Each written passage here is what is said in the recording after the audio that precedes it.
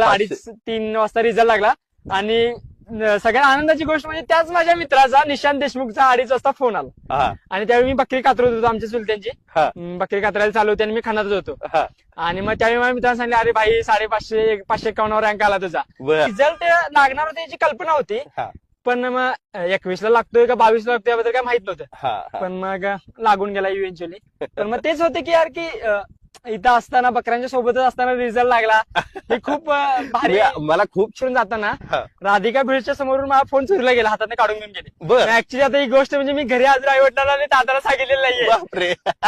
त्यांना एवढं सांगितलं की मला फोन बंद पडलाय गेल्यावर पण तू पोलीस स्टेशनला गेलो तिथं पण काय झालं होतं ऍक्च्युली म्हणजे सुरुवातीला आम्ही पोलीस स्टेशनला गेल्यानंतर त्यांनी तर आम्हाला काय म्हणजे भावच नाही दिला आणि मला ठीक आहे जावा म्हणजे त्यांच्याशी नॉर्मल सिच्युएशन मला आता ह्या पोलिसांना सांगायचंय की तुम्ही ज्याची तक्रार घेतली नाही ना